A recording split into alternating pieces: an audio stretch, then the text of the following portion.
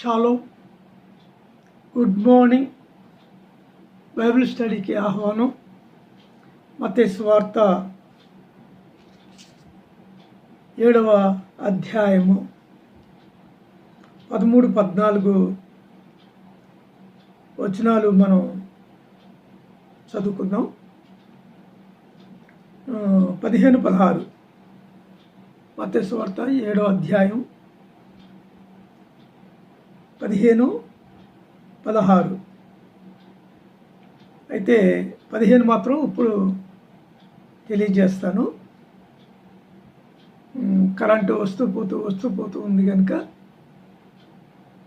ఏదో ఒక విధంగా ఈరోజు ఎపిసోడ్ని పూర్తి చేస్తా. 15వ వచనం, మత్తయి సువార్త 7వ అధ్యాయం 15వ వచనం. అబద్ధ ప్రవక్తల గురించి జాగ్రత్త పడుడి. వారు గొర్రెల చర్మమును వేసుకొని మీ యొద్దకు వత్తురు, కానీ వారు లోపల క్రూరమైన తోడేళ్ళు. అబద్ధ ప్రవక్తల గురించి జాగ్రత్త పడుడి. 1 అబద్ధ ప్రవక్తలు, అబద్ధ బోధకులు, అబద్ధ కాపర్లు, అబద్ధ సేవకులు. ఈ విధంగా చూస్తే అబద్ధికులు బయలుదేరతారు అని తెలియజేస్తున్నాడు. అబద్ధ ప్రవక్తల గురించి జాగ్రత్త పడుడి. ఈ అబద్ధ ప్రవక్తలు ఎప్పుడు ప్రారంభమయ్యారు అని మనం ఆలోచన చేస్తే, వాళ్ళు మొదటిగా మోషే గారి కాలంలో ఎంటర్ అయ్యారు. అబద్ధ బోధకులు లేక అబద్ధ ప్రవక్తలు. మోషే గారి కాలంలో మోషేని ఎదిరించారు అని అపోస్తుడైన పౌలు తిమోతి పత్రికలో తెలియజేస్తాడు. ఎవరు వాళ్ళు? ఎన్ఐఎంబ్రే అనేవాళ్ళు, ఈజిప్ట్లో మాంత్రికులు. వాళ్ళు మోషే వలె అద్భుతాలను చేస్తూ మనుష్యులను భ్రమపరచాలి అని వాళ్ళు తలంచారు. అదగా వారిని ఓడించాడు కూడా మోషే గారు. ఆ కాలం నుంచి అబద్ధ ప్రవక్తలు వస్తూనే ఉన్నారు. యోధా మతంలోకి అబద్ధ బోధకులు, అబద్ధ ప్రవక్తలు వచ్చి చేరారు. అయితే వాళ్ళ పని వాళ్ళు చేస్తున్నారు, మంచి వాళ్ళ పని మంచి వాళ్ళు చేస్తున్నారు. ఎవడు అబద్ధికుడు ఎవడు మంచోడు అనేది ప్రజలు తేల్చుకోలేకపోతున్నారు. అయితే ఇది 2000 సంవత్సరాల క్రితం యేసు ప్రభు వారు చెప్పిన సందర్భం. అబద్ధ ప్రవక్తల గురించి జాగ్రత్త పడండి అన్నాడు. అబద్ధ ప్రవక్తలు యేసు ప్రభు కాలంలో వచ్చారు, అపోస్తల కాలంలో వచ్చారు. ఈ 2000 సంవత్సరాల నుంచి కూడా అబద్ధ ప్రవక్తలు, అబద్ధ బోధకులు వస్తూనే ఉన్నారన్నమాట. చాలామంది ఈవేళ పనిచేస్తున్న 99% మంది పాస్టర్స్ అబద్ధికులే, అబద్ధ బోధకులే. వాళ్ళందరూ యేసు ప్రభు చెప్పింది ఒకటి, వీళ్ళు చెప్పేది ఒకటి. అపోస్తలు చెప్పింది ఒకటి, వీరు చెప్పేది మరీ ఒకటి.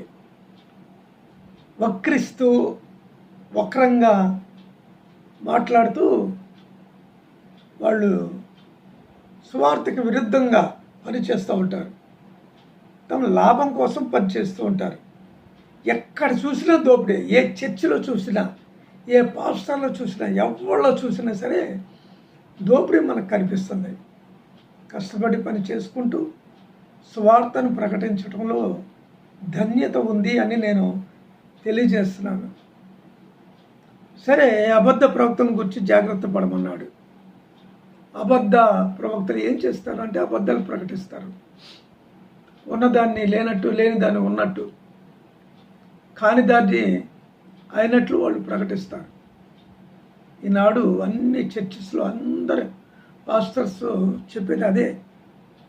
అందుకనే ఏ పాస్టర్ని కూడా నమ్మొద్దు అని నేను తెలియజేస్తున్నాను. వారు గొర్రె చర్మములు వేసుకొని మీ యొద్దకు వత్తురు, కానీ వారు లోపల క్రూరమైన తోడేళ్ళు.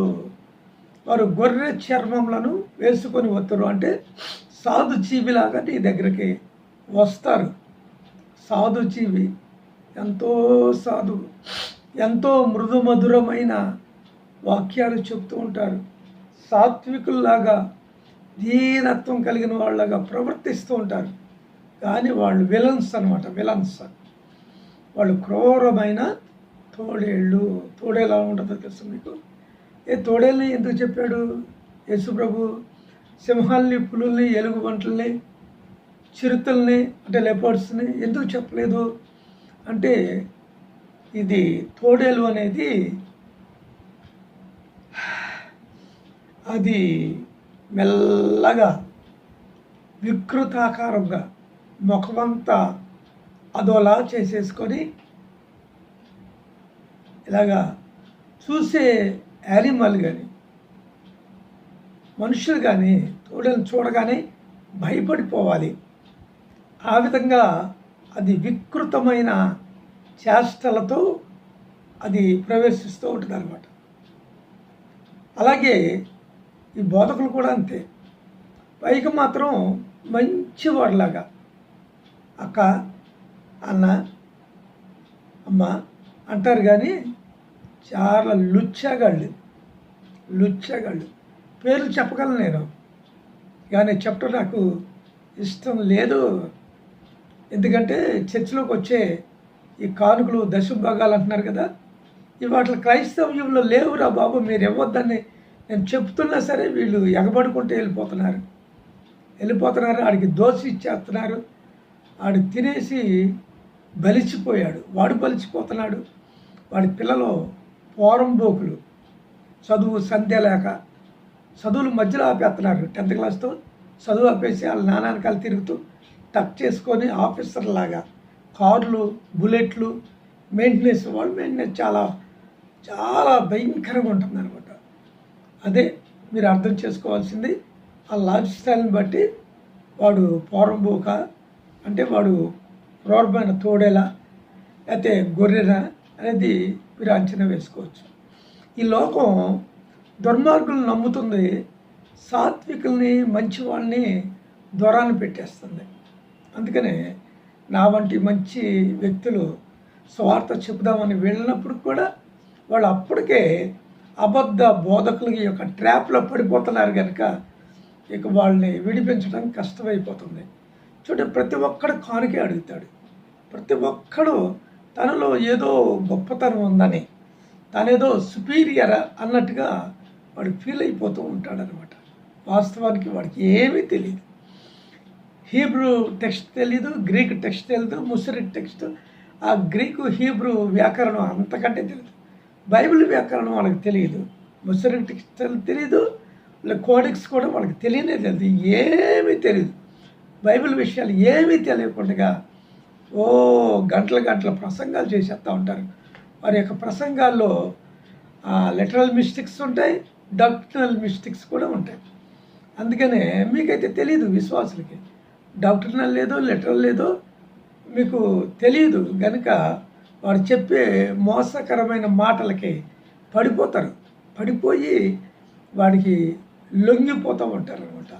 కొన్ని విషయాల్లో ఏంటంటే ఈ బలిసిపోయిన వాడు, ఈ క్రూరమైన తోడేలుగా చెప్పబడుతున్న వాడు అక్రమ సంబంధాలు, కొంతమంది స్త్రీలతో అక్రమ సంబంధాలు పెట్టుకొని దేవునికి వ్యతిరేకంగా జీవిస్తూ, పాపంలో జీవిస్తూ అండి బాగా మాంసం, చేపలు వండుకొని తినేటంలో బలిసిపోయి ఉంటాడు కదా. అందుకనే వాడు తన శరీరం వికృతంగా పనిచేస్తూ ఉంటుంది అనమాట. వికృత శాస్త్రాలు, తోడేళ్ళగా వికృత శాస్త్రాలు చేస్తూ ఉంటాడు. అందుకే నేను చెప్పేది ఏంటంటే, నేను ఎప్పటి నుంచో కరోనా దగ్గర నుండి నేను వీడియోస్ చేస్తూ ఉన్నాను, చెప్తూ ఉన్నాను, దుర్మార్గుల్ని నమ్మొద్దురా చెప్తున్నా సరే వాళ్ళని మీరు చేర్చుకుంటున్నారు. వాడికి అంటే మంచి భోజనాలు, మాంసాలు, చేపలు పెడుతున్నారు, వాడికి మంచి పక్కలు ఎత్తున్నారు. అంటే వాడు మిమ్మల్ని, మీ భార్యల్ని పాడు చేయొచ్చు, మీ పిల్లల్ని కూడా పాడు చేయొచ్చు. వారు క్రూరమైన తోడేళ్ళు అంటున్నాడు. అందుకని అబద్ధ ప్రవక్తలను గురించి జాగ్రత్త పడుడి.